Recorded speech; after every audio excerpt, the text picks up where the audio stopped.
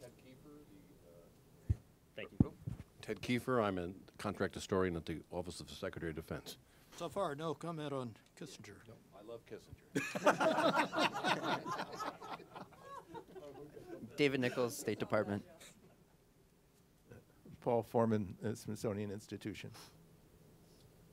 Stanley Falk, military historian. I have some good Kissinger stories, but it would take too long to tell them. Richard Keisel, BMW Center for German and European Studies, Georgetown. Gavin Wright from Stanford University and a fellow at the Wilson Center this year. Frederick Brazeau from the Sorbonne, and I'm a fellow here this year.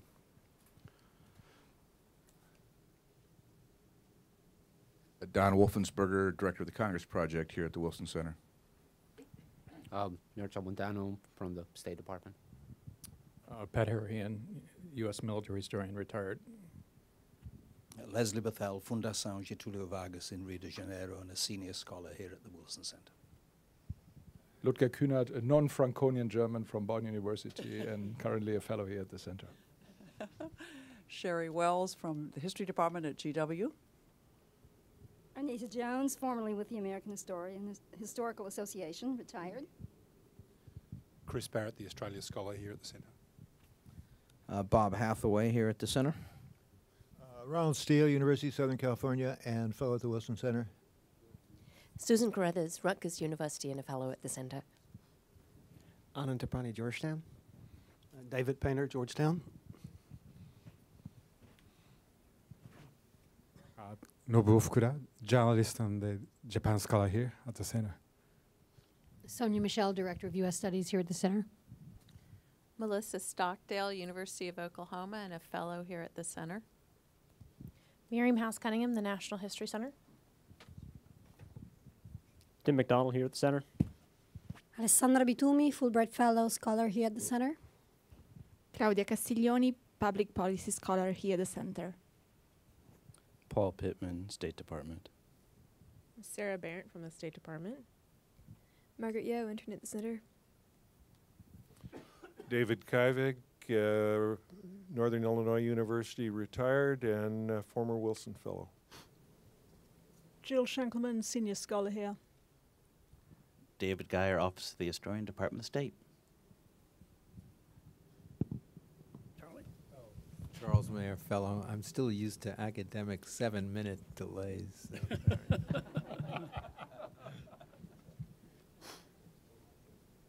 So Well, we're pleased to have you all here, and especially pleased to have a presentation from Thomas Schwartz, who is an old friend of the Center and of mine personally. We studied with the same mentor at graduate school and have been in frequent contact ever since. So, Tom, it's a pleasure to welcome you here. Tom is a historian of U.S. foreign relations with interests in modern European history and the history of international relations. Currently a professor at Vanderbilt University, he's working on 2 books, a short history of the Cold War entitled The Long Twilight Struggle, and a biography of Henry Kissinger entitled Kissinger and the Dilemmas of American Power. He has written extensively on America's relations with Europe, especially those with Germany. He is the author of numerous books, including Lyndon Johnson and Europe, In the Shadow of Vietnam, The Strained Alliance, U.S.-European Relations from Nixon to Carter, and America's Germany, John J. McCloy and the Federal Republic of Germany, which was awarded the Stuart Bernath Prize from the Society of American Foreign Relations, of Historians of American Foreign Relations, as well as the Harry Truman Book Award. Tom has held fellowships here at the Center with the Social Science Research Council, German Historical Society, Norwegian Nobel Institute, the Center for the Study of European Integration, and only a couple more you have to hit, Tom, so that's about it. He has served as president of the Society of Historians of American Foreign Relations and on the Historical Advisory Committee of the U.S. Department of State, where he did yeoman service, as some members of the current audience will attest. I got fired. Well, it required some work to do that. So that's 2 of us. So we look forward to Tom's presentation on Kissinger's Realpolitik and American Exceptionalism. Thank you so much, Sam. Not surprisingly, with the change in weather and everything else, I managed to get a cold before coming, so I'm going to try to, I hope my voice will hold up.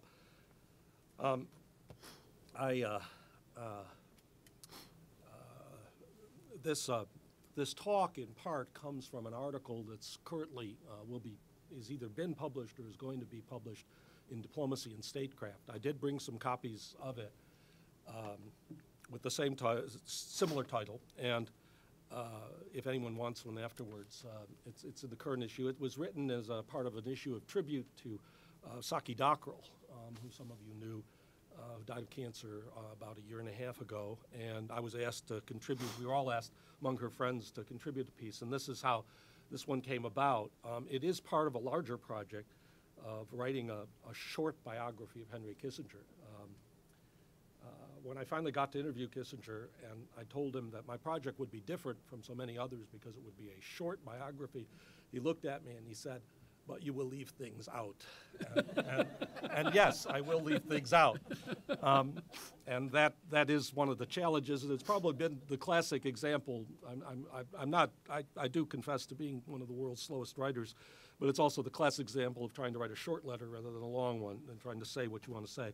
And this is getting at what I think I want to say about Henry Kissinger, and so I welcome your feedback and welcome your reaction to it. I'm going to do a couple of things in it that test the limits of my technical virtuosity, which includes some clips from tapes, but also I wanted to alert some of the scholars here to a resource at my home institution called the Vanderbilt Television Archive, which has been recording the evening news since 1968. And I think for the period from about 1968 through 1990, the evening news really did offer a sort of central place to look at American events, the foreign policy issues, others. And I think it's a source that needs to be exploited more for what it can tell us about attitudes at the time. So I'm going to try to do both. It might get a little clumsy, and I'm going to keep an eye on the time because I know that showing this stuff might tend to stretch things a little bit. Let me start off with an overview and my argument. That Henry Kissinger was a scholar and policy intellectual whose academic career placed him within the realist tradition of foreign policy thinkers, whose own self-image was as a grand strategist in the European tradition.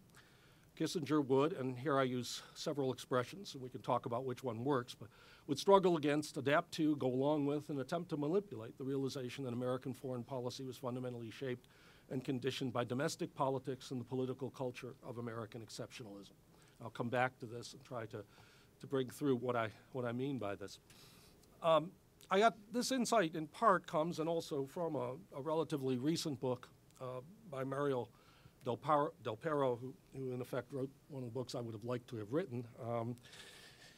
This also came from the presidential debate of 2008, with the first presidential debate, in which both John McCain and Barack Obama argued about who enjoyed Henry Kissinger's blessings, in effect, for their policy on Iran. It was a fascinating moment to me to watch. I had sort of compelled my students to watch the debate, and most of them probably would have anyway. But I said, you got to watch the debate, and then for this to come up. And as Del Pero argues, both sought to claim, in some senses, Kissinger's mantle and to be the greater realist. And this was, in effect, as many of you know, an idea President Obama embraced during his first year in office, and he may indeed come to shed tonight or soon in some ways about what it exactly means to be a realist. Well, I went in the next day and I asked my students, or looked out the students and said, well, who was this Henry Kissinger they were arguing about, to be met with completely blank looks. And so this convinced me that I needed to sort of think about writing, talking about who this Henry Kissinger was. And in effect, one of the things I say in the article in the book is that this is a book that comes out of teaching in the sense of wanting to write a book now for my students about someone that was a very central figure in foreign policy when I was their age and also since, but for whom they have almost no memory or no sense of why he's so significant or why two presidential candidates in 2008 would be arguing about his blessing. Very strange in that sense. So I took to showing them this photo of Kissinger from age 45, remarkably young when he entered the White House. I always then say to them, well, you know, Henry Kissinger became something of a sex symbol in the Kissinger White House, in the Nixon White House. He was followed for his dates with Hollywood actresses, and this was a sort of big part of his sort of celebrity appeal. And they all look at me completely quizzical on that. And then I tell them that in 1972, Playboy bunnies voted him the man they would most want to date, and I show them this, just to completely. With the famous quote, of course, from Henry Kissinger about power being the ultimate aphrodisiac. This usually at least gets them hooked for a moment, that they want to find out a little bit more about this very unusual man. Before Photoshop, I also throw this one in before Photoshop, and some of them say, oh my God, he didn't really do that. No, that was Harvard Lampoon making fun. There is, though, with Kissinger, and certainly one of the things I try to stress to my students is there is this, at the time, he did become, as National Security Advisor and Secretary of State, one of the most well-known persons on the planet, one of the most admired Americans, at one point with an approval rating of 85% in 1974. He won the Nobel Peace Prize. He was seen as providing the extraordinary coherence and achievements of American foreign policy, and Newsweek put him on his cover as Super K. And the story circulated widely of an attractive woman at a cocktail party who approached Kissinger and said, I want to thank you, Dr. Kissinger, for saving the world. You're welcome, was Kissinger's reply. Time magazine wrote of him that he has become the world's most indispensable man. And he did enjoy this extraordinary celebrity status for a time, which morphed into a sort of elder statesman role that he has played or sought to play with publications and the rest, even to the point of advising almost every presidential candidate and even vice presidential candidates all the way through. This is one of the more favorite photos on the internet of him continuing to provide advice. There is, of course, the contrasting narrative. That's, in some ways, Kissinger had the bad luck to become the target of Christopher Hitchens, one of the most talented writers, I think, and sort of figures out there. His impassioned The Trial of Henry Kissinger, in effect, paints Kissinger in the darkest of colors, holding him responsible for the bombing of Cambodia, the overthrow of Salvador Allende in Chile, and genocide in East Timor. This narrative of Kissinger, this sort of very, very hostile view, shows up on the internet in all sorts of ways. Kissinger is a gangster of Tony Soprano, the bombing, the Kissinger doctrine, this sort of thing. Kissinger is one of the few figures that can still provoke, for a time, a public demonstration. When it was revealed that he had advised President George W. Bush on the Iraq War, Molly Ivins, the liberal newspaper columnist, wrote, "The old war criminal is back. I try not to hold grudges, but I must admit I have never lost 1 ounce of rancor toward Henry Kissinger, that cynical, slithery, self-absorbed, pathological liar. He has all the loyalty and principle of Charles Talleyrand, whom Napoleon described as a piece of dung in a silk stocking." That is another side of the, you might say, the very hostile views of Kissinger, which have been in some ways certainly on the internet these days, a sort of dominant theme is, of course, many websites devoted to Kissinger's crimes and undertakings. And he's sort of seen as a central figure in what seen as the dark side of the American Cold War experience. Let me talk a bit about Kissinger's background. Let me quote initially, or let me read something from my piece in order to sort of set up what I want to talk about. In November of 1968, when Richard Nixon asked Henry Kissinger to become his assistant for national security affairs, Michael Smith wrote, the triumph of realist analysis of American foreign policy seemed at hand. Certainly at this point in his career, Kissinger was strongly identified with promoting a realist critique of American foreign policy and was perceived as well within the school of thought identified with both his fellow German Jewish refugee scholar, Hans Morgenthau, and the American father of containment, George Kennan. In terms of the central assumptions of the realist critique, realists operated from the assumption the international system within which America operated was anarchic, that America, as a state like any others, something that was already difficult for many Americans to accept, must arrive at its relations with other states based on its national interest.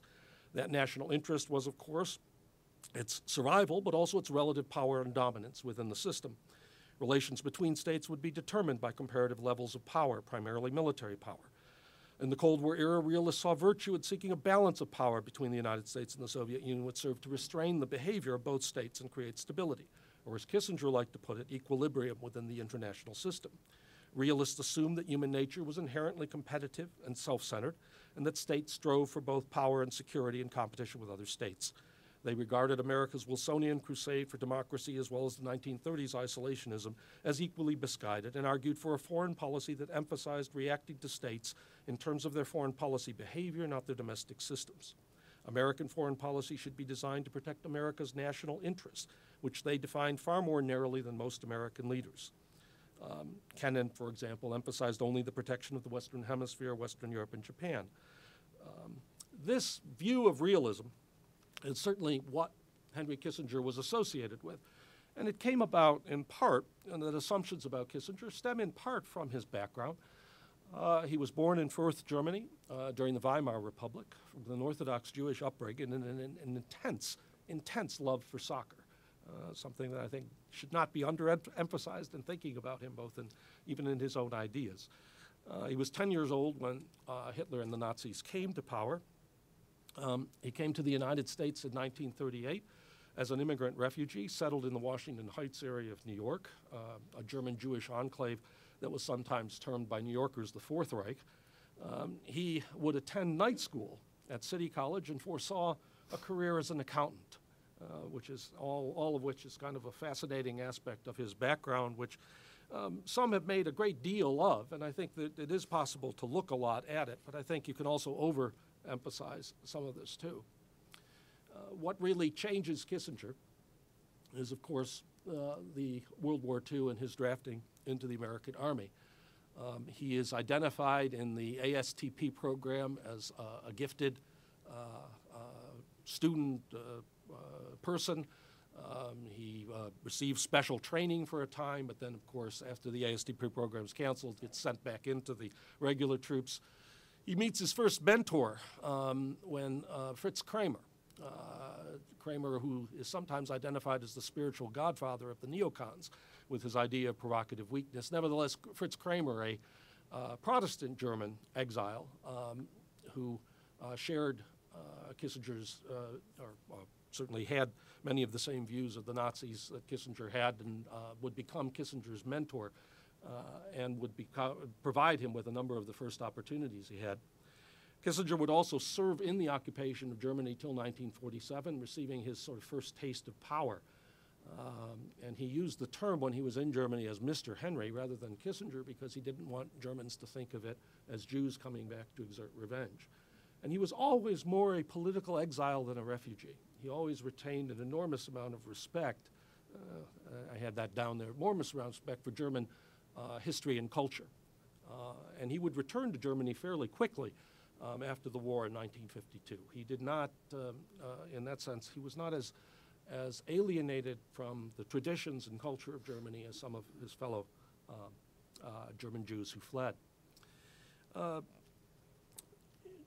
Walter Isaacson, in the only sort of authorized biography, or not, and it wasn't authorized, but the only one Kissinger cooperated until the current one he's working on with Neil Ferguson, produces this letter from Kissinger on the concentration camps.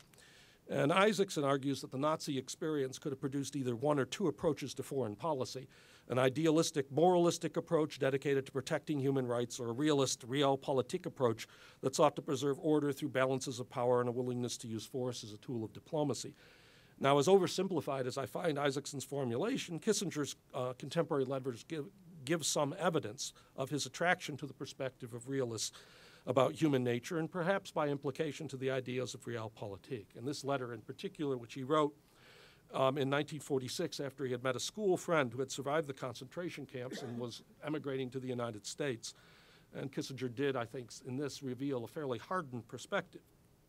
As he put it, concentration camps were not only mills of death, they were also testing grounds. The intellectuals, the idealists, the men of high morals had no chance. Having once made up one's mind to survive, it was a necessity to follow through with a singleness of purpose, which broached no stopping in front of accepted sets of values. It had to disregard ordinary standards of morality. One could only survive through lies, tricks, and by somehow acquiring food to fill one's belly.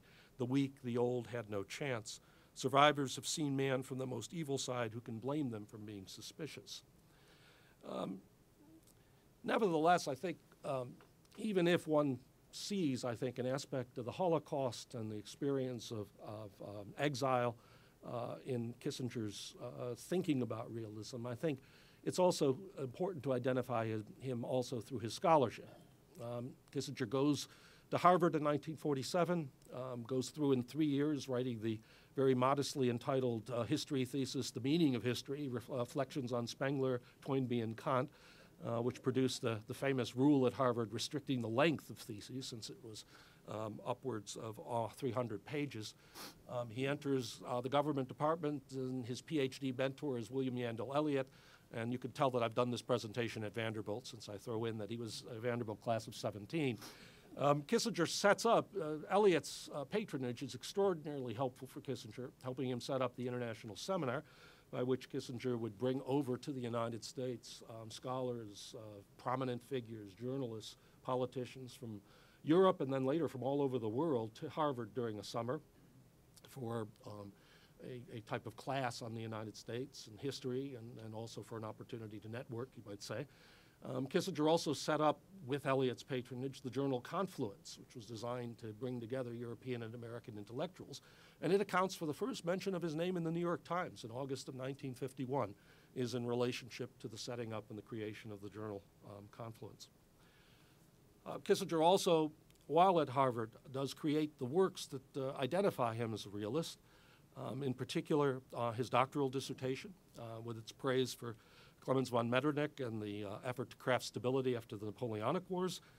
Also his popular book, Nuclear Weapons and Foreign Policy, which argued for the use of tactical nuclear weapons in limited wars, and was responsible really for the beginning of his fame as a defense intellectual. Now, I embedded some of these links, but they did not work when I was testing them before, so I'm going to have to try to do it here. I just want to show you, this is a clip of Henry Kissinger in 1958. On the Mike Wallace interview. I'll just play a Brit to get you some idea. This is Kissinger in July of 1958 giving an interview to Wallace.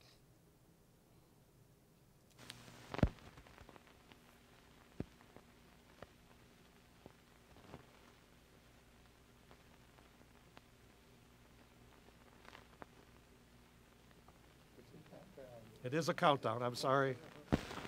This is Professor Henry Kissinger, a military and political analyst with a revolutionary concept of nuclear war and a constructive concept for peace.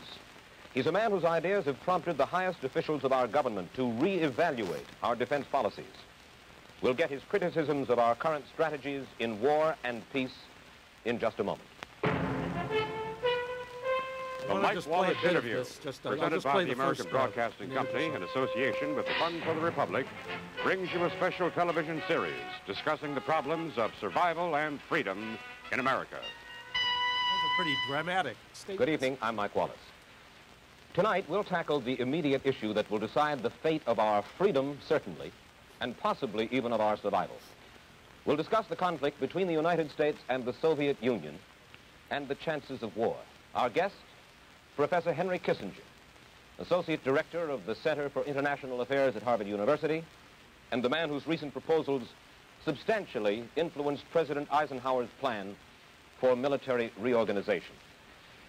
Dr. Kissinger, last year, your attack on our foreign and military policies was apparently found so disturbing that the New York Times carried this front page story. They said, for the first time since President Eisenhower took office, officials at the highest government levels are displaying interest in the theory of the little or limited war. The theory of massive retaliation is being re-examined. That was a year ago. What has come of the re-examination? I think the theory has been re-examined, the practice has not been. The theory has been found wanting then? The theory has been found wanting, but I don't think we have made the effort or spent the money or made the sacrifices necessary for to get a capability for limited war. Well, now, in order to... I'm going to just stop it. It's a fascinating interview that's on the web, and it gives you some idea of how powerful Cold War fears. We're in the late 50s after Sputnik, and in that period of time, the Berlin crises, the Cuban Missile Crisis, and the discussions of this. But it propelled Kissinger to a role of prominence as a defense intellectual. He was not always a consistent realist, though. And in fact, his role as a policy critic often meant that he would occasionally be criticizing the White House for things in a way that makes him sound actually suspiciously like many of those he would later criticize himself. For example, reacting to the Suez and Hungarian crises of late 1956, Kissinger in a letter told Rockefeller, Nelson Rockefeller, who became his a sort of political patron, we seem obsessed with risks. They seem conscious of opportunities. He wrote on, there is something pedantic and petty about the notion so generally advanced today that somehow it is our task to moderate the revolution in Eastern Europe, and that the Soviets are in such difficulties that we shall inherit a world without any effort on our part. All of this seems to indicate a moral weakness rather than an analytical one on the part of the free world. What really seems to be lacking in us is a sense of mission. The term mission for Kissinger would later become something in which he would take tremendous exception to. But in some of his roles as a critic during this time, it's something I think Del Perro in his book on the eccentric realist points out. Kissinger himself often changed his views. Okay, let's see if I can go back to where I was. Okay. Sorry about this. I needed to do that because the embedded link did not work. But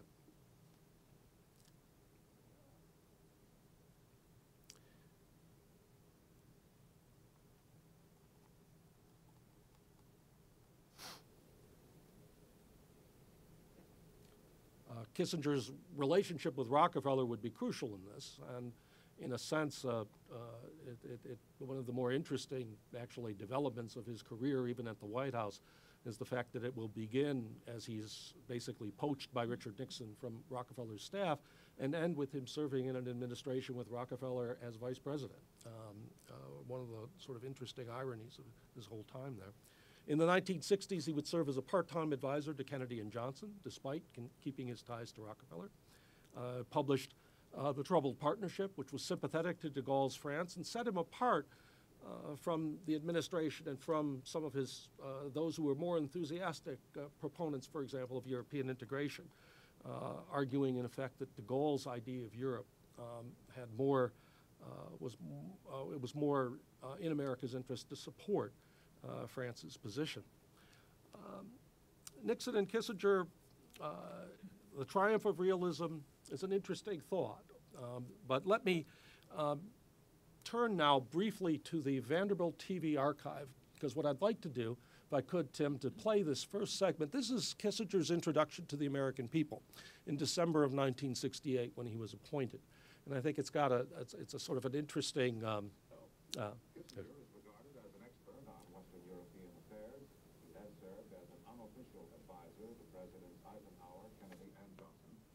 Nixon made the announcement of Kissinger's appointment at a news conference in New York. Dr. Kissinger is a man who is known to all people who are interested in foreign policy as perhaps one of the major scholars in America and the world today in this area.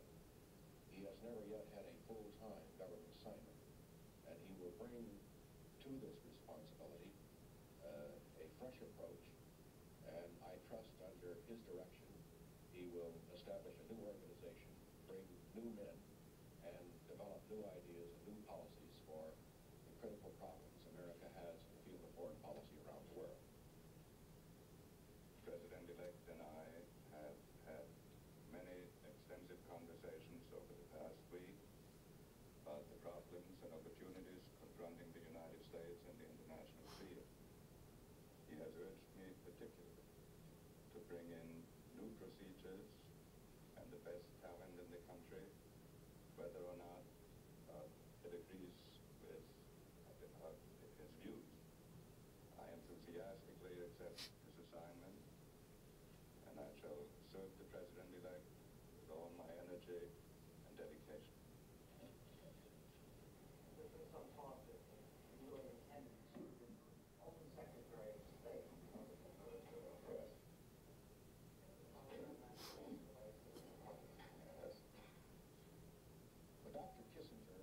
will serve as my chief foreign policy advisor within the White House. Of course, the Secretary of State is the chief foreign policy advisor to the President of the United States. As far as the government is concerned generally, there must be the very closest relationship between the Secretary of State and the White House staff. Dr. Kissinger is keenly aware of the necessity not to set himself up as a wall between the President and the Secretary of State. I do not think we will have a problem. Now, as far as your question, my serving as my own Secretary of State, I can only say, based on my experience, that the presidency is more than a full-time job. Certainly the Secretary of State is the most back-breaking job within the cabinet. I think it takes two men, and I intend to have a very strong Secretary of State. Dr. Kissinger was asked if he considers himself a hard liner on Vietnam and other foreign policy questions. Kissinger replied, "I have been expressing my views publicly on international affairs for the last 15 years, and I have tried to avoid labels like hard and soft." Ambassador Abe. Okay. Your laughter is indicative, of course, the fact that this, in particular, this introduction of Henry Kissinger contains within it a statement by Richard Nixon, which we now would regard as almost completely misleading, to put it mildly. He had not yet appointed William Rogers as Secretary of State. Kissinger was his first appointment in foreign policy, and it did indicate the direction in which Nixon wanted to take foreign policy during this time. And in effect, what is clear is Nixon and Kissinger, both in the structure of the National Security Council and the ways in which it did come to centralize foreign policy in the White House, did want to set forth what they called a policy of a new realism. And in particular, this idea that we have no permanent enemies, we will judge other countries on the basis of their actions, not on the basis of their domestic ideology. That the U.S. needed to build international relations on a basis which may be less unilaterally American. Also very much within this was the Nixon doctrine, the greater need to rely on the efforts of allies in Asia and the Middle East. And finally, that interest should determine commitments, not the other way around. That's all within the sort of first annual report. And it becomes clear very quickly that Kissinger and Nixon are about this. But the other aspect of this that's important, I think, and that separates Kissinger, as I think will become clear, is that Kissinger retained a strong belief in the value of American credibility. So that he disagreed, for example, with Morgenthau, who argued that the United States should withdraw from Vietnam. As Kissinger put it, no American president could accept the idea of an immediate and unilateral withdrawal of American soldiers, something advocated by the leading realist thinker Hans Morgenthau. Morgenthau had posed the question, does not a great power gain prestige by mustering the wisdom and courage necessary to liquidate a losing enterprise? Kissinger sympathized in part with Morgenthau's understanding of the war, but thought such an approach was simply politically unacceptable. By 1969, and this is Kissinger speaking, by 1969, the over 500,000 American forces, the 70,000 Allied force, and the 31,000 who had died there had settled the issue of whether the outcome was important for us and those who depended on us.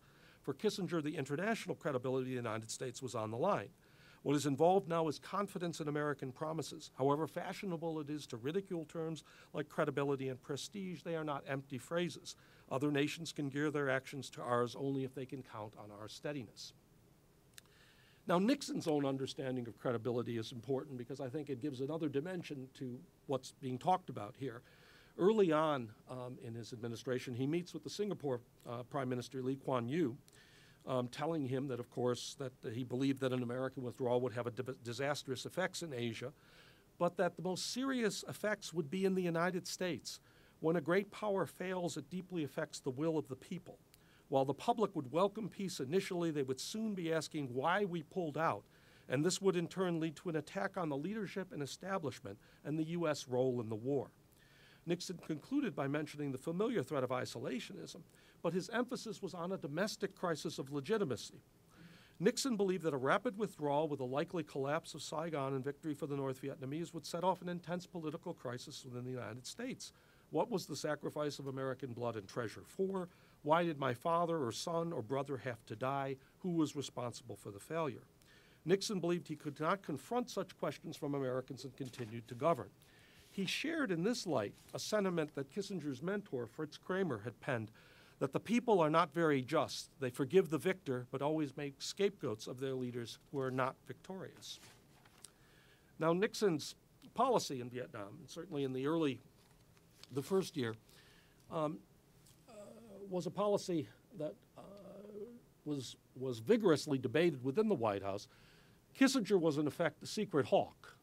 He managed to convey and certainly managed to convince many in the news media and others that he was acting as a sort of dovish advisor when, in effect, he hoped for a much tougher military policy. In particular, he hoped for linkage, namely getting the Soviet Union involved in helping to secure a settlement. He also had advocated and was a strong supporter of the secret bombing of Cambodia. He was involved very much in the planning of Operation Duck Hook, the idea of basically providing or stating to Hanoi an offer and then threatening escalation if it was not accepted. Kissinger's own views have been often captured, I think, well by this document that's on the National Security Archives website, the famous salted peanuts document, in effect, where Kissinger noted, as he put it, withdrawal of U.S. troops will become like salted peanuts to the American public. The more U.S. troops come home, the more will be demanded. This could eventually result, in effect, in demands for unilateral withdrawal, perhaps within a year. This fear, in effect, that any effort to get a diplomatic settlement, which he, of course, was also concerned to do,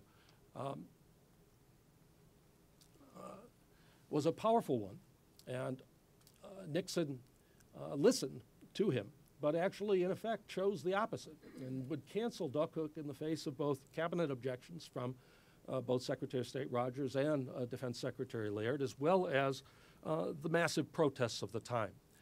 And I always bring in a few pictures here just of the moratorium, the domestic upheavals, Kent State, in effect to remind my students, but also in effect setting the tremendous frustrations of both Vietnam and foreign policy for the Nixon administration in 1969 and 1970. Nixon rallied against anti-war sentiment with his silent majority speech of November 3rd. He would later follow on with the invasion of Cambodia and the enormous domestic reaction to that, though. But the first 2 years of the Nixon administration were notoriously unsuccessful in most of the foreign policies that they attempted. Nixon and Kissinger looked on with unease at Ostpolitik. The Middle East seemed to get worse as the Soviet Union sent large numbers of troops to Egypt. Salvador Allende was elected in Chile. The Soviets seemed to be building a submarine base in Cuba. Nixon wanted desperately a summit with Moscow by the end of 1970, but Moscow was not interested. He had no reply from Beijing on a number of his initiatives during this time.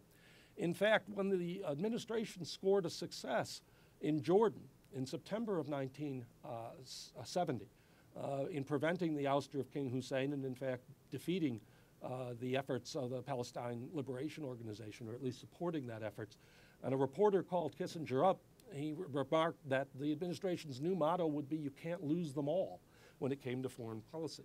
And it sort of captured, I think, in a sense, the degree of dissatisfaction and frustration. And I would argue, and this is where I am in effect trying to make this link between domestic and foreign, 1970 midterm elections were a disaster for Nixon.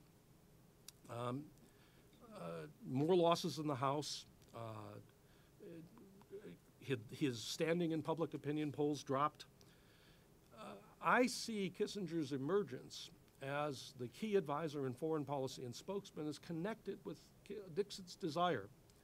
It becomes very clear in 1971 to attempt to use foreign policy for his political salvation, in effect, to heighten and stress the credit for foreign policy achievements through using Henry Kissinger, in effect excluding the State Department. Now, this doesn't mean that there weren't conflicts before that, but it's really the ascendancy of Kissinger I see is really coming about in part for these electoral reasons. And it's also the first period in which you see the first television appearances of Kissinger in any significant manner. There's a number of the biographies of Kissinger say that he never appeared or did any briefings in that because Nixon was concerned how he would play with his German accent in Peoria. But in fact, he was actually on TV earlier time.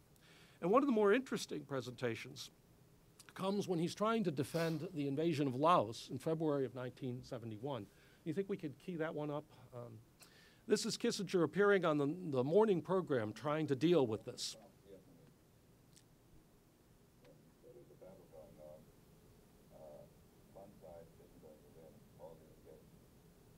Given the nature of the terrain, given the nature of the operation, one has to expect that the South Vietnamese forces in Laos, and for that matter in South Vietnam, will suffer an occasional setback.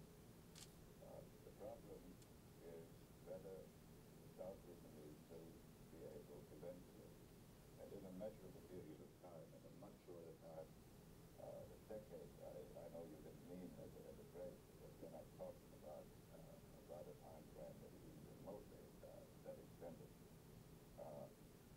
Whether they will be able to defend themselves and stand on their own feet without American assistance, or without American military assistance of the nature that they've been given. Our judgment has been that there was a very good chance of their being able to do this. So far, we have seen nothing in Laos to contradict this. In no event would we increase the number of our troops in Vietnam. And as the President has decided, he is committed to continue his withdrawal policy, and he has indicated that he would make another announcement about withdrawals in April. And obviously, this took into account possible. Could you pause it for 1 second?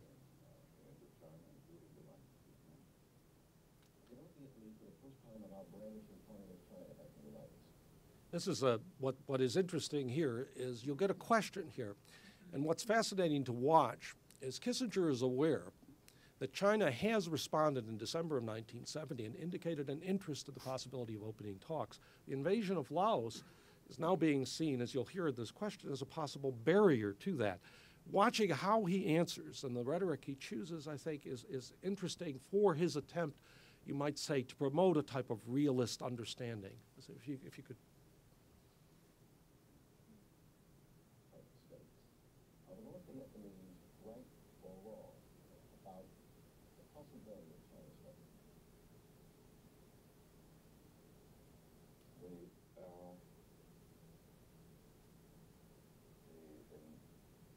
Foreign policy, the most attractive of problems are those where both sides are right. The North Vietnamese have fought for 75 years with great dedication and with great commitment, and obviously they have very much concentrated on their one problem. They are right, we believe, in the possibility of China coming in if one were to threaten the national existence of North Vietnam directly and immediately. In that case, the risk of a Chinese intervention would be very great. We are not threatening the national existence of North Vietnam by anything we are doing now, or for that matter by anything that we are intending to do. And therefore, I believe that North Vietnamese chief negotiator in Paris was probably quite correctly pointed out that there are some circumstances in which Communist China might come in.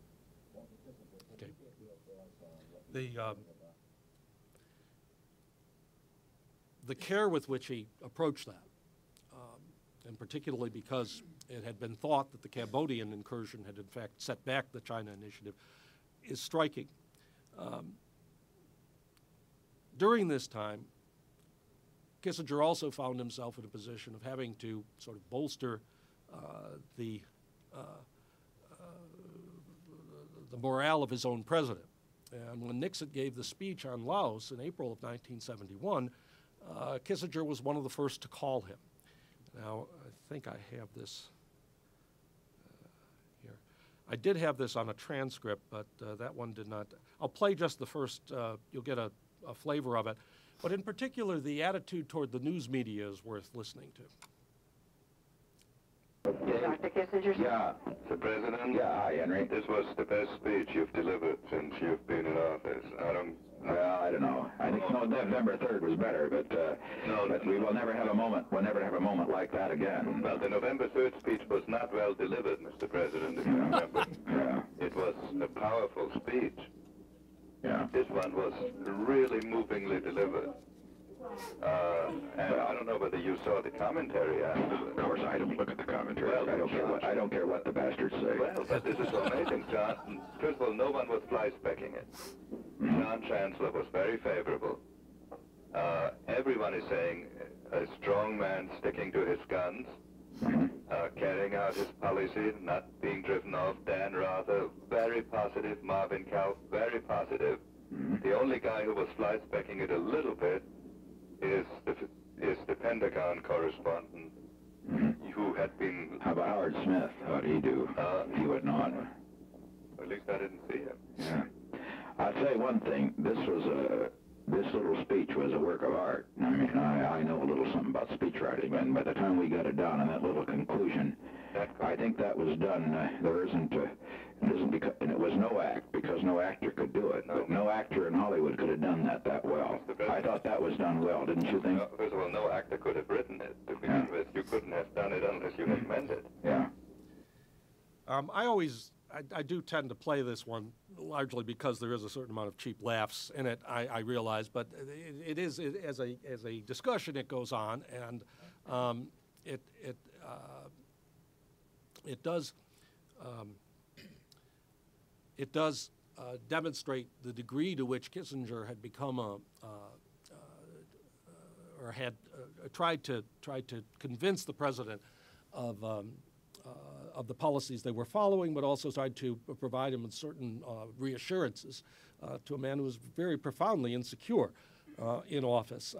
Nixon's attitude toward the media, I don't care what the bastards say, of course, rivaled Kissinger, who courted the media incessantly, who gave interviews, who spoke with the New York Times, who knew all the correspondence, who spent at least at times one could estimate almost half of his working day in dealing with reporters and media, and would become, in effect, also, as would later be known, the favored. Nixon himself saw him as the favored one.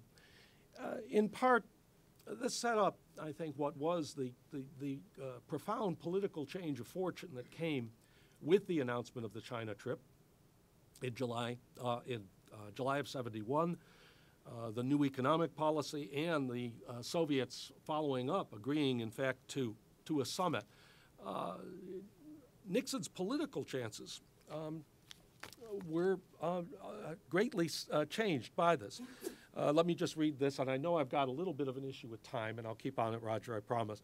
American television commentators called the revelation of Kissinger's trip to China the most dramatic development in international affairs since the Hitler-Stalin Pact, and it had an immediate impact on Nixon's political standing at home.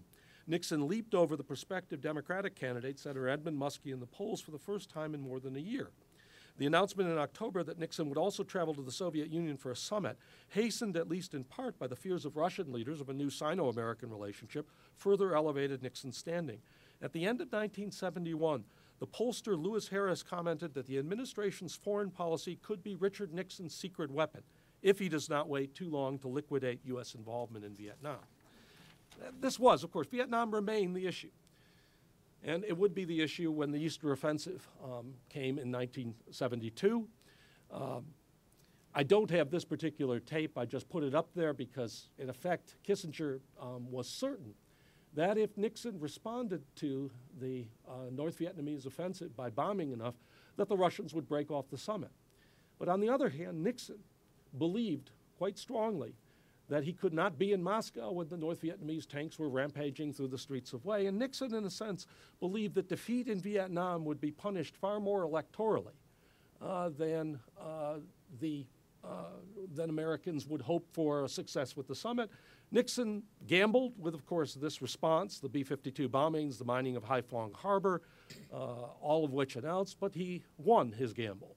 The Soviets decided to meet with him anyway, and in fact, Nixon would Nixon would have the benefit of this in his foreign policy achievement. Now, the last clip I want to play, and it may be a bit long, but let's see if we can.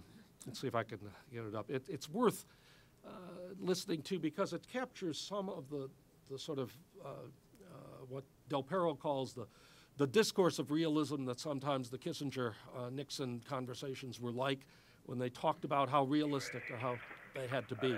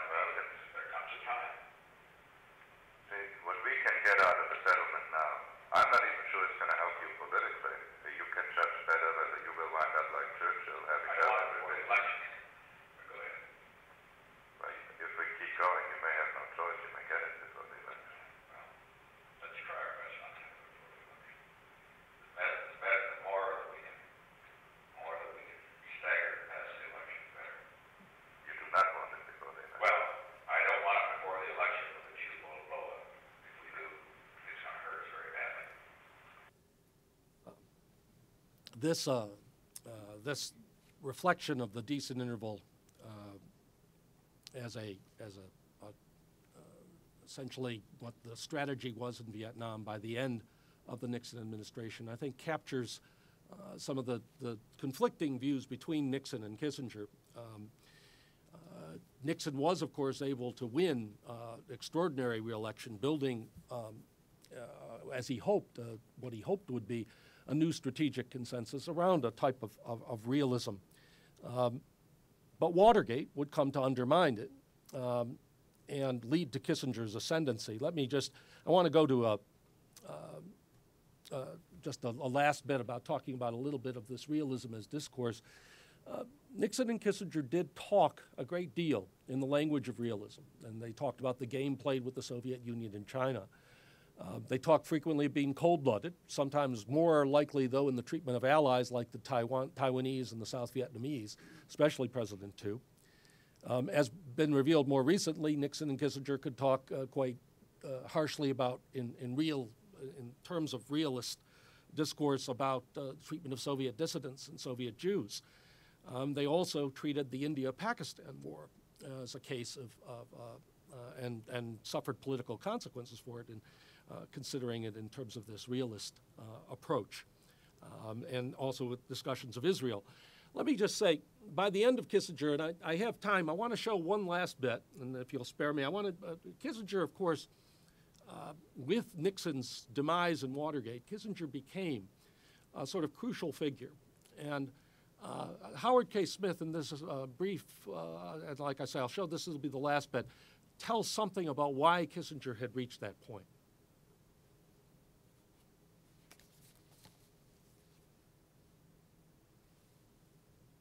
It is remarkable in what uniformly low esteem leaders are held almost everywhere these days.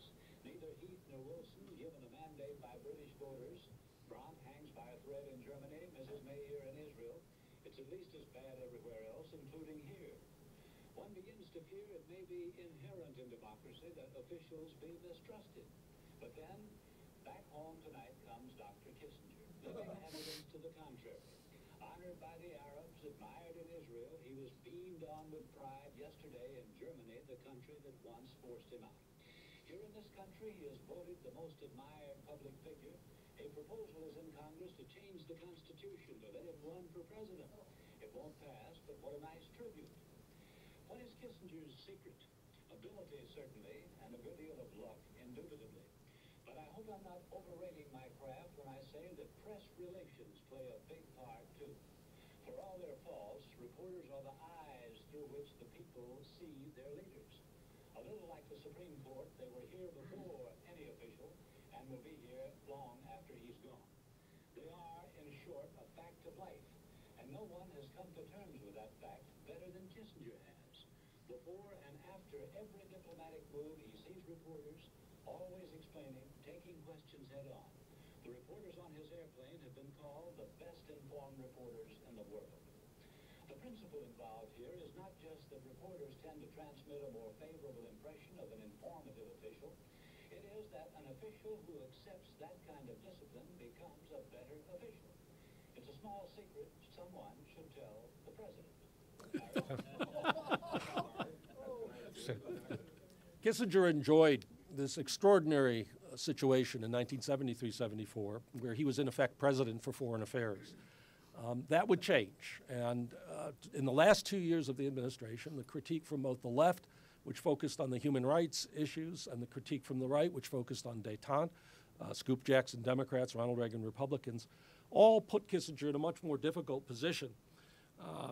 Kissinger argued then for a foreign policy of limits and an end to exceptionalism. But his own career seemed a testament to exceptionalism, and his own willingness and eagerness to use American power argued against limits. This was one of the Heartland's, this is a quote from one of the Heartland speeches that he gave in '75. Today we find, like most other nations in history, we can neither escape from the world nor dominate it. Today we must conduct diplomacy with subtlety, flexibility, maneuver, and imagination in pursuit of our interests. Thoughtful in defining our interests, prepare against the worst contingency, not only plan for the best, pursue limited objectives and many objectives simultaneously. For Americans, the question is not whether values should affect it, but the issue is whether to have the courage to face complexity, the inner conviction to deal with ambiguity, whether we look behind easy slogans and recognize that great goals can only be reached by patience and imperfect stages. Now, Kissinger did plead, I think, in this sense, for a policy of limits. And there's great irony in these speeches, especially in the final 2 years, as he became under heavy attack from both the right and left wings of the American political spectrum. As I said, Kissinger is a scholar who thought of himself as a realist, and discovered American foreign policy was fundamentally shaped and conditioned by domestic politics. And I think Nixon, in a sense, was his teacher in that. His attempt to move beyond these conditions and change them met with deep resistance and undermined the support of foreign policy he advocated. To his credit, Kissinger never gave up the attempt to convince the American people that a different approach to foreign policy, one moving beyond American exceptionalism and toward understanding of the inherent limits of power and tragedy involved in choices in foreign policy, was the only appropriate way for a superpower to behave. But his own ascendancy, the phenomenal career of an immigrant and Jew to the heights of power, seemed as much a testament to American exceptionalism as a critique of it. And Kissinger's willingness to advise presidents to use American power abundantly, from bombing in Vietnam, mediating in the Middle East, and playing off the Soviet Union and China, hardly seemed to call for its limitation. The professor's lessons seemed contradicted by his own career and behavior, and it was not a lesson his students, the American people, and their representatives cared to hear, except as it developed in moments of national adversity, economic stress, and political crisis. Then it was quickly forgotten once the worst elements of these were over. Henry Kissinger, the first all-star celebrity diplomat, whose fame and importance were themselves symbols of how significant American power remained in the 1970s, ended up preaching the limits of American power and the needs for Americans to accept a world that would not automatically bend to America's ideological dreams. Thank you very much.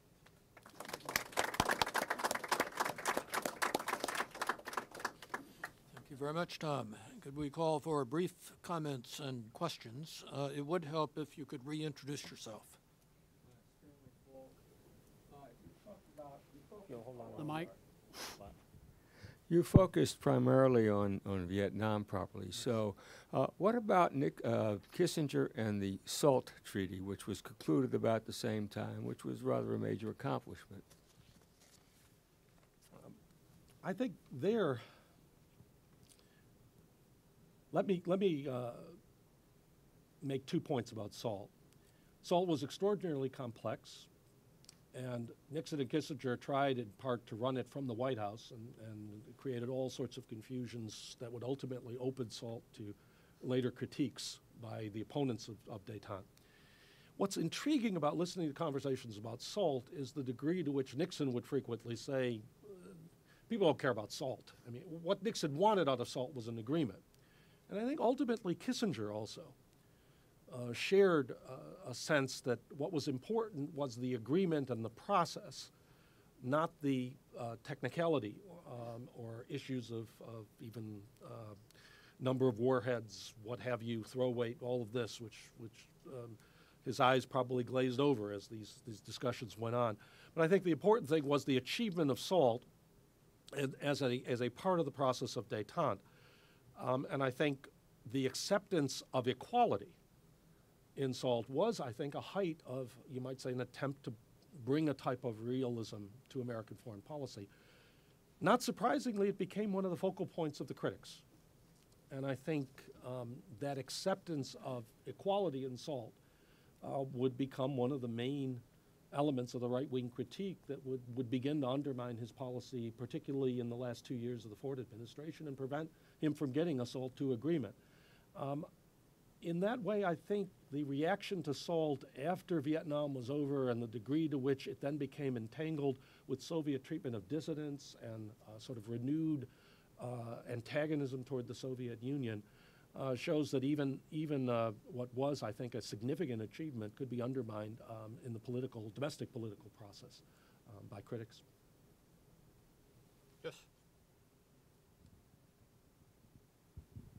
Thanks, David Greenberg, Rutgers Wilson Fellow this year. I enjoy it a lot, Tom. But I want to probe on the question of realism, which I know is sort of always a key concept in understanding Kissinger. But as you suggest, Kissinger's realism was very selective and even opportunistic. Not only does Vietnam not fit what a realist would have done, but then the revival of salted peanuts in his advice to Bush and saying let's stay in Iraq, very much flew in the face of what realists were saying during the last decade. And I guess I wonder to what degree the realism for Kissinger might have been a very deliberate, cynical veneer, masking something more like a survivalism on his part. I mean, the letter you quote from Isaacson, Kissinger wasn't, of course, a survivor himself, but shows this survivor mentality. Then you sort of, and this is in Bettelheim and other writings, a kind of mentality of suspicion and justifying all kinds of behavior comes out of it. And Kissinger's own career, despite so many egregious ethical transgressions, from lying to the Senate Foreign Relations Committee and so many other things, he has survived. Hitchens and others notwithstanding, his reputation relatively it's certainly contested, but not too many other Nixonians are on Charlie Rose talking about soccer for an hour. Well, or China for an hour, right? Actually, yeah. So anyway, I'm wondering, if there's a way of looking at Kissinger and realism that somehow throws realism in a very different light, instead of as a core concept or principle, as something much more expedient and opportunistic. I take your point. I think where I'm coming from on this is, and as I noted, Kissinger was always an inconsistent realist. Where I'm coming from on this is the idea that I think what his experience proves is, in effect, that the type of foreign policy realism advocated by those like Kennan, Morgenthau, and others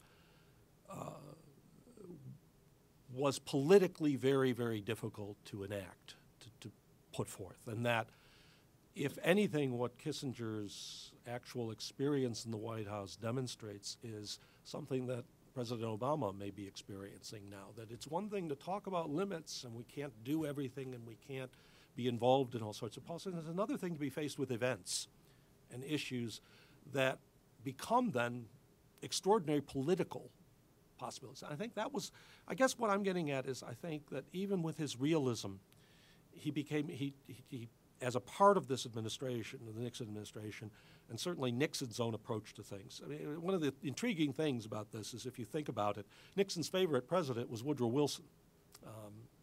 But what he saw in Wilson was not what others.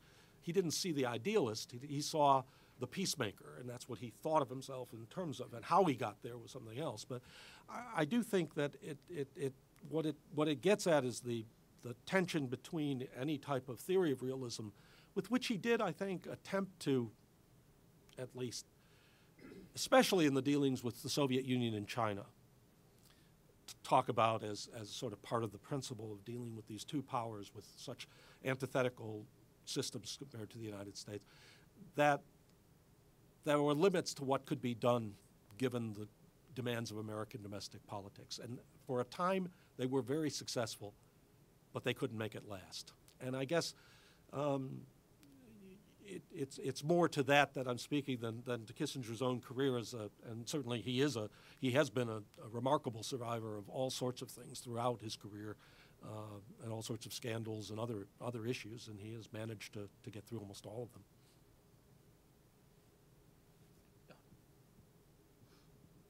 Yeah, Don Wolfensberger. Tom, thanks for that very much. Just the other side of the coin from what was just brought up, and that is, did Kissinger ever, in his early years, write specifically on American exceptionalism and how he reacted to it coming to America? Did he ever, any time, buy into the idea of the city on the hill, special mission in the world, and all the rest? Kissinger wrote, and I think this is actually very well done in the Del Perro book. He, in many ways, often was very disdainful about certain types of American foreign policy attitudes. He was careful. He was always very careful in what he wrote in his earlier career, more so than, I mean, the book that would come to mind actually for its critique of American foreign policy and American foreign policy traditions is diplomacy, but of course that was written when he was well beyond really being a sort of active figure. In his earlier writings, he was always a sort of cautious foreign policy critic, but as DePerro's book points out, he often presented himself in the image of the European historian, the European looking at America and looking at American leaders often as very naive, as at times caught up with ideas. He was always very critical, for example, of attitudes toward European integration, and he was a profound critic of the MLF because he saw it as a sort of American attempt to sort of push Europeans together, seeing it as a sort of an element of a naive and American approach to foreign policy. But he was cautious about talking about America beyond that. I do think in reading his writings, you can see indications of a skepticism about American exceptionalism. It's a skepticism. Oftentimes he talks about how Americans have never experienced tragedy in the manner in which, say, a European, when he's writing a profile of Adenauer for Kennedy, for example, he writes about how Americans have never understood, what can really happen in foreign policy, disasters. Unless you're from the South, right? And Kissinger didn't spend very much time in the South, a brief moment there during military training, but that was about it. And I think he did have, there was a strain, and actually this is something Charlie Bayer actually once alerted me to in an interesting way when he once talked about sort of I don't remember your exact words, but an atmosphere at Harvard in the 50s and 60s that was at least skeptical of American exceptionalism as a way of writing history, as a way of thinking about. Understood it very much, but that Kissinger shared in some of that, and I think that attitude. But he's exceptionally politically ambitious, and he was very careful about how he wrote about the United States in ways that could be used by political opponents of Rockefeller or others. And I think, although I certainly can recall certain writings that could be interpreted in that way, nothing very direct and dramatic on that score.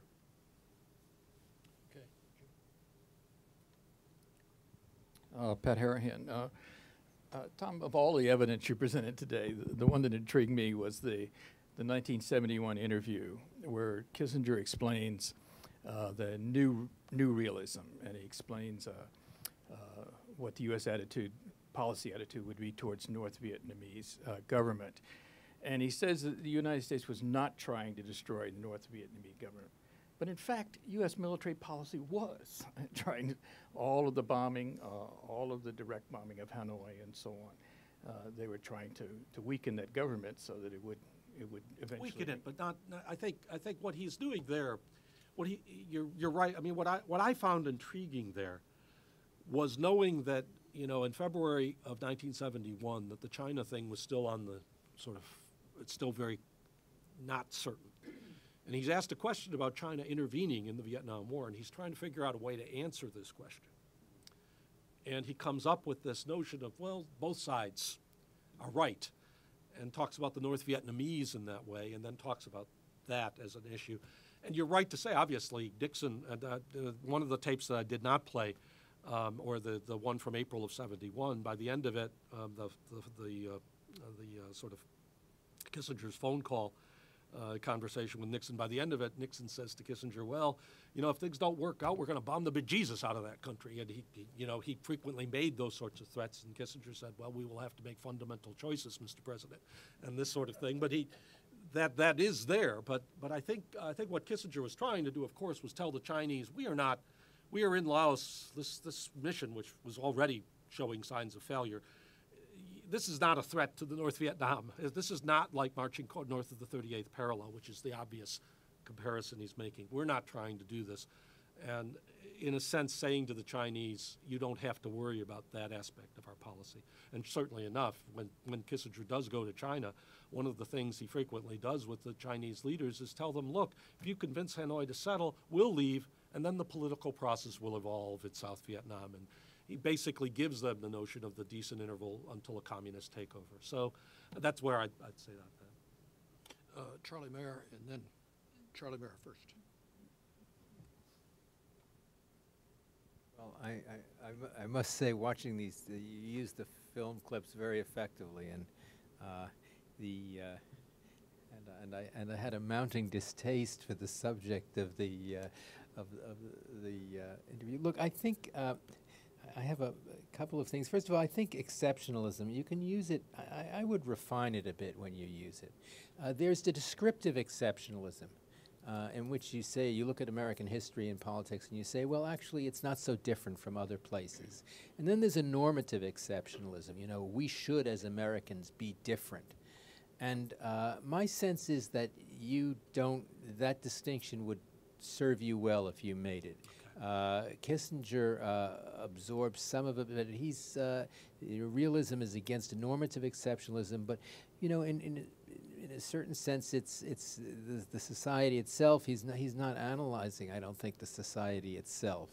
And the one aspect I thought might come up more in this is the fact that where he, as a student of European affairs and as steeped in that background, congressional politics. You know, he's a master in some sense of public relations, but still, the fact that this is the most, I find the most authentic or the most encouraging part of his career is the late one, when his notion of détente is sort of overwhelmed, and he tries to come to terms with that in his memoirs, because it's from both sides. Right. And there, I think he's a more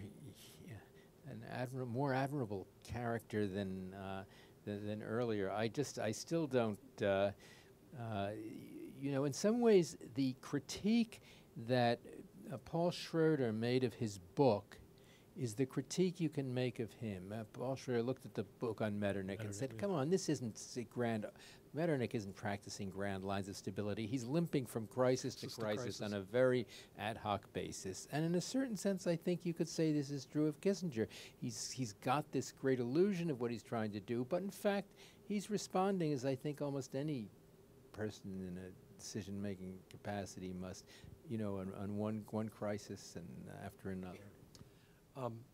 Quickly on congressional politics, I think Kissinger was actually a fair master of it up through the election of '74. And part of it was that he got along very well with Fulbright and the sort of group that was in the Senate before the collapse of Watergate. And it was, in a way, the shock there and the degree to which the administration had been weakened, his relationships with Congress, but his sense or understanding and dealing with Congress was actually, along with the press, was much, much greater than people give him credit for. He really did understand that they would play a role. And even though he didn't, when he was National Security Advisor, have to testify in Congress, he met with the Senate Foreign Relations Committee, informally and outside of that. And then your point about crisis to crisis, I do think there's a lot there. I think Kissinger and Nixon did have a sense that, especially when they got the China initiative, that they had something better, they had something grander, that they had this sort of triangular relationship now that they could play and that would be significant in foreign policy. And I think, in effect, that never turned out to be quite as crucial as that, but it did probably lend something to this notion of a sort of grand strategy that Neil Ferguson is still talking about everybody needs and you know, has been critiquing Obama and other presidents for.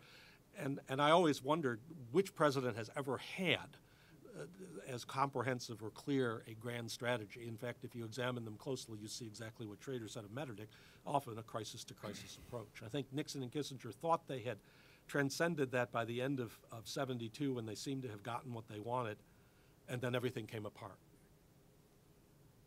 One more question, and then, Tom, if it's all right with you, we will collect the concluding questions and comments. Tom, thanks for a masterful exposition.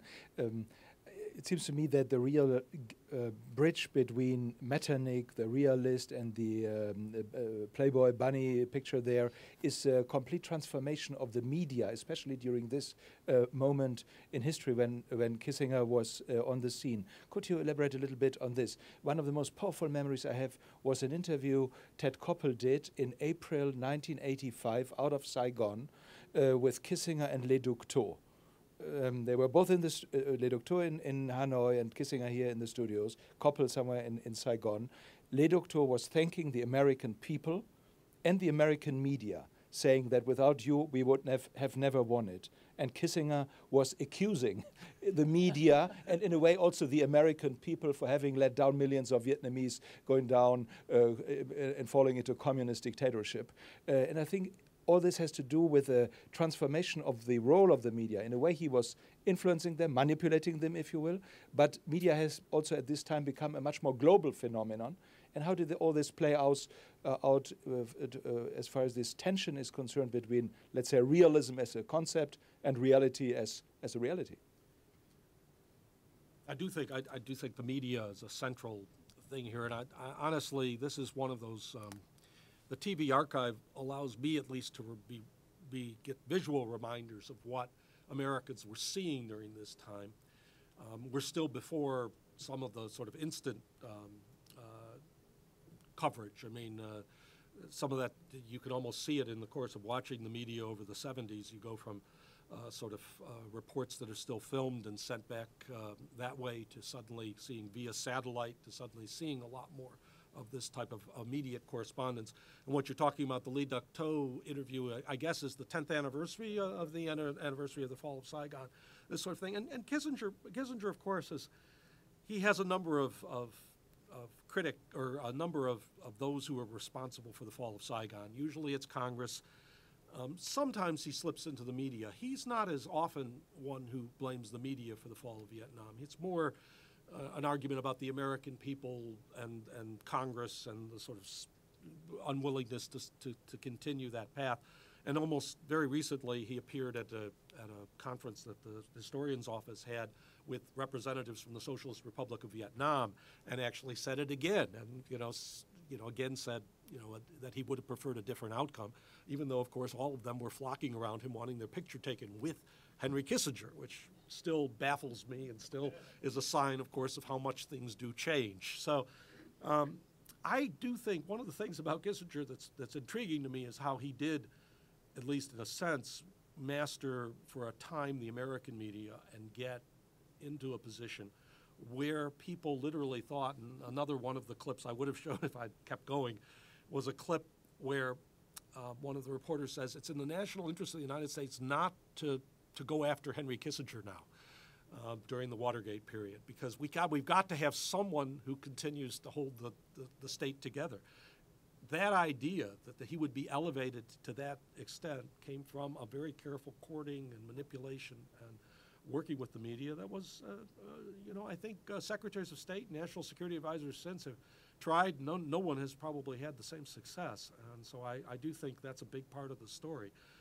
The media could turn on you, though, and they did toward the end of his time in office, but it also is a success story of sorts for his role in it. We have just a few minutes, a couple of minutes actually, for concluding comments, and then we'll carry on the conversation over a glass of wine. David, and then Arnita.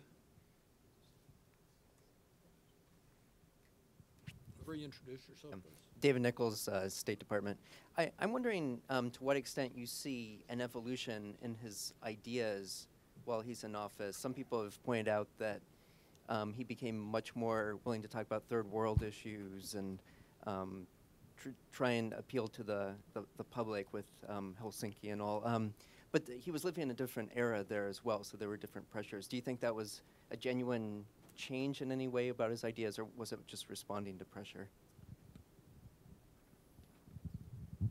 Arnita Jones. I'd like to go back a little earlier than David. Any sense of the impact on him of his service in the military and those years in Germany when, at a very young age, he was, important in a sense and playing a critical role, and it was going back home to Germany in a way you'd like to as a refugee. So I don't know. I mean, it's his only years not in the academy until he got into government. So.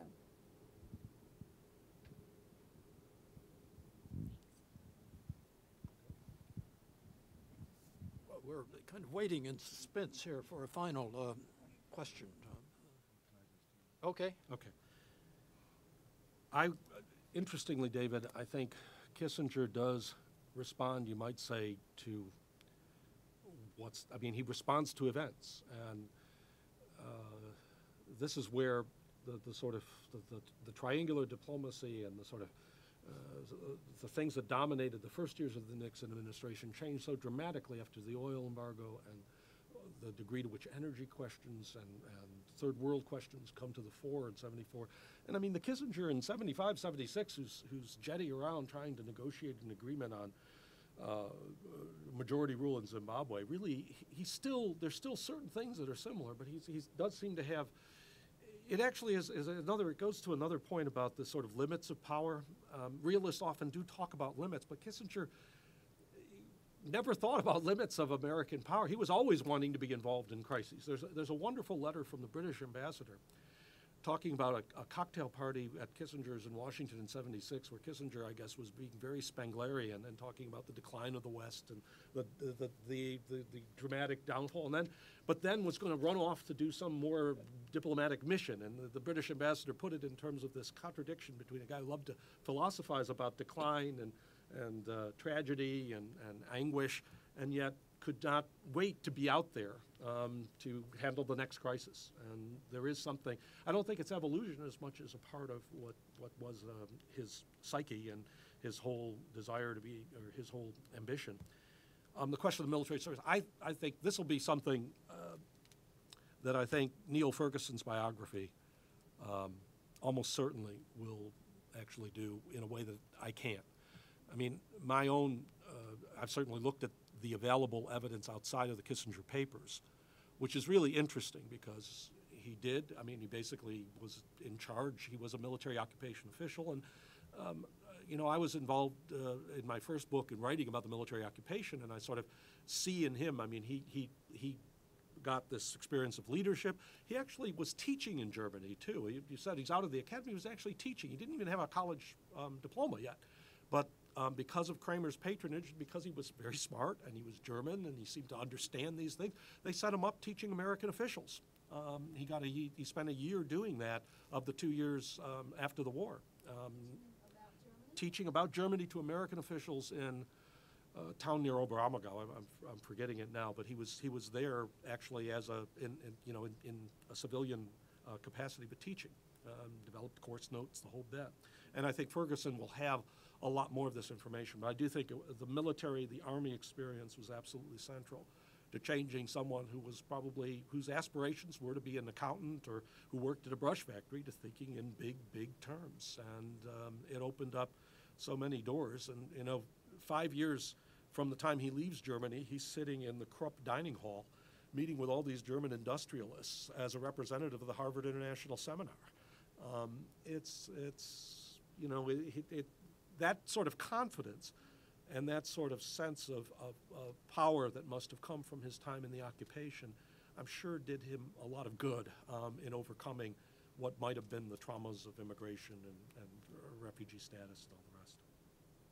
Tom, all of us want to thank you for this remarkable and stimulating